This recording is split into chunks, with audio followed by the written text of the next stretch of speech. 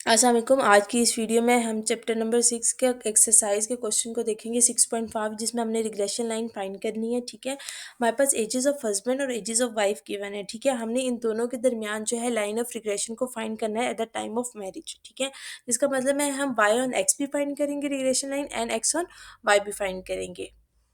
Relation और line find करने के लिए हमें जो है वो एक्स चाहिए था, जो हमारे पास क्वेश्चन में गिवन था। वाई गिवन था, हमें समीशन एक्स वाई चाहिए था, उसको हमने निकाल लिया। वाई का स्क्वायर चाहिए था, एक्स का स्क्वायर अकॉर्डिंग टू द जो फार्मूलाज हमें चाहिए था वो हमने निकाल लिया। आगे हम फार्मूलाज में देखेंगे कि हमने इन सबको पुट कैसे करना है।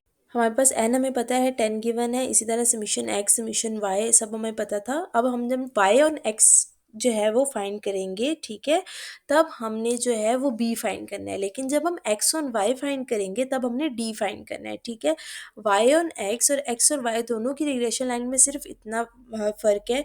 जब हम बी फाइंड करेंगे हमारा फोकस एक्स के अकॉर्डिंग होगा, मतलब एक्स जो होगा हमारे पर डिपेंडेंट वेरिएबल होगा, और एक्स जो होगा इंडिपेंडेंट होगा, और वाई जो होगा वो डिपेंडेंट होगा। लेकिन जब हम एक्स ऑन वाई की बात करेंगे, जो एक्स होगा वो डिपेंडेंट होगा और वाई जो होगा वो इंडिपेंडेंट होगा। ठीक है, जब हम एक्स वाई ऑन एक्स की बात करेंगे तो बी जो है उसके साथ एक्स की वैल्यूज आएंगी फॉर्मूले में, और वाई जो है वो इज इक्वल्स टू की दूसरी साइड पे होगा। और जब हम डी की बात वाई एक्स ऑन वाई की बात करेंगे तो जो हमारे पास डी के साथ जो है वो वाई आएगा, और हमारे पास एक्स जो है वो इज इक्वल्स टू के उस तरफ जाएगा। ठीक है, हमारे पास बी की तमाम वैल्यूज़ गिवन थी। ठीक है, इसी तरह हमने हमारे पास डी की तमाम वैल्यूज़ फाइंड कर ली। हमने फॉर्मूले में पुट किया, बी की वैल्यू 0.891 आई, उसको regression line Y on X में हमने पुट किया। हमारे पास रिग्रेशन लाइन आ गई -1.512 प्लस 0.891 एक्स। इसी तरह हमने एक्स ऑन वाई को भी फाइंड किया। ठीक है, हमारे पास डी की वैल्यू है 0.75, हमने इसको फॉर्मूले में पुट किया। ठीक है, हमारे पास रिग्रेशन लाइन आ गई Y is equal to 11.75 plus 0.75 Y.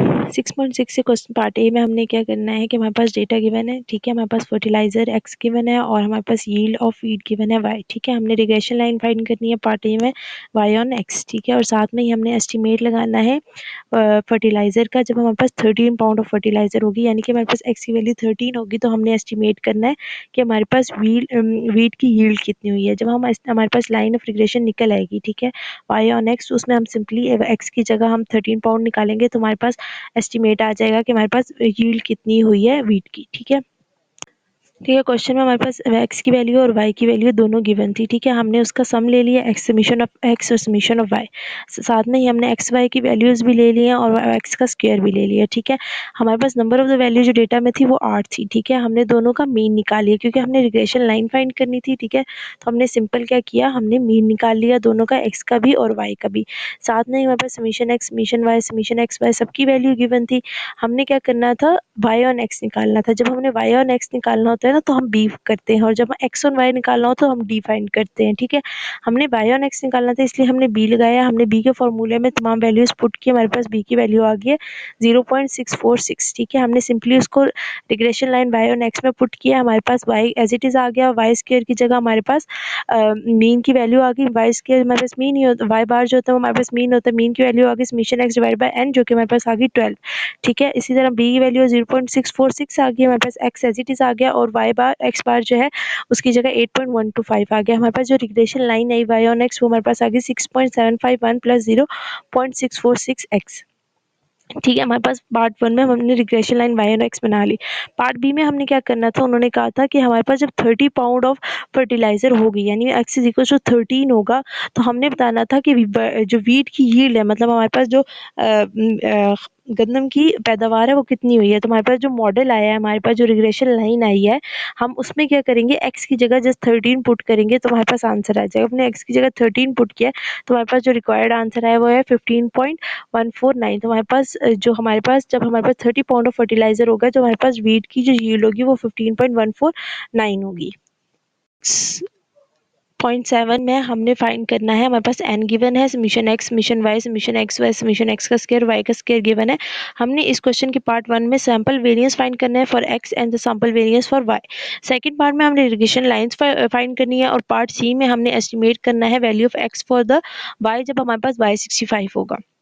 अब जो हमारे पास सैंपल वेरिएंस होता है फॉर एक्स, उसका फॉर्मूला होता है अंडर रूट समीशन एक्स का square divide by N minus X bar X bar का स्क्वायर, ठीक है। हमारे पास समीशन एक्स का स्क्वायर तो गिवन है, लेकिन एक्स बार का स्क्वायर नहीं गिवन है। उसको हम सिंपल मीन का जो फार्मूला होता है, अर्थमेटिक मीन का simple formula summation X divided by N के थ्रू निकालेंगे, जो हमारे पास 50 आ जाएगा। और हमारे पास बाकी वैल्यूज गिवन थी, हम सिंपल फार्मूले में डालेंगे तो हमारे पास सैंपल वेरिएंस फॉर एक्स निकल आएगा। सेम हम इसी तरह सैंपल वेरिएंस ऑफ वाई भी निकालेंगे। जब हम सैंपल वेरिएंस ऑफ वाई निकालेंगे इस फार्मूले में, जहाँ जहाँ एक्स है वो रिप्लेस हो जाएगा वाई से। इसी तरह हमारे पास वाई बार क्वेश्चन में नहीं गिवन है, उसको हम फार्मूले के थ्रू निकालेंगे, ठीक है। वो भी सिंपल अरिथमेटिक के फार्मूले के थ्रू निकालेंगे, जो कि हमारे पास 60 आएगा, और उसको हम इक्वेशन में पुट करेंगे। हमारे पास सैंपल वेरिएंस फॉर वाई जो है वो हमारे पास 3 आ जाएगा। इसी क्वेश्चन के पार्ट बी में हमने रिग्रेशन लाइन निकालनी थी एक्स ऑन वाई और Y on X. Y on X के लिए हम क्या करते हैं, सबसे पहले बी निकालेंगे। बी की हमारे पास क्वेश्चन में सात तमाम चीज़ें गिवन थी, जस्ट हम फार्मूले जो है वो बी के फार्मूले में पुट करेंगे, हमारे पास आंसर आ जाएगा 0.75। इसी तरह रिग्रेशन लाइन जो है वाई ऑन एक्स, इसमें हम पुट करेंगे Y minus Y bar is equal to B minus B X minus X bar. अब हमने वाई बार और एक्स बार भी जो है वो पार्ट 1 के लिए निकाला था। एक्स बार हमारे पास 60 आया है, वाई बार हमारे पास 50 आया है। सिंपल जो है हम इसको फॉर्मूले में पुट कर देंगे, हमारे पास regression line y on x आ जाएगी, y is equal to 22.5 plus 0.5 x। जिस तरीके से हमने y ऑन x निकाली, इसी तरह हम x ऑन y निकाल की भी जो है रिग्रेशन लाइन निकालेंगे। यहाँ पे डिफरेंस कितना है कि हमारे पास जहाँ पे b था वहाँ पे d आ गया, जहाँ पे अब हमने यहाँ पे y ऑन x निकालनी है, सॉरी x ऑन y निकालनी है, तो हम जो है वो x को जो है वो फ्रंट पे ले जाएंगे और d के साथ जो है वो y की वैल्यू वेरिएबल्स आ जाएंगे, ठीक है, और उसका मीन आ जाएगा। हमारे पास इस फॉर्मूले से जब हम d निकालेंगे वो 0.33 आ जाएगा, और हमारे पास x का जो हमारे पास x और y जो है रिग्रेशन लाइन बनेगी वो हमारे पास 30.2 प्लस 0.33y बन जाएगी। इस क्वेश्चन के लास्ट पार्ट में हमने वैल्यू ऑफ x को x ऑन y को जो है वो एस्टिमेट करना था जब y हमारे पास 65 हो।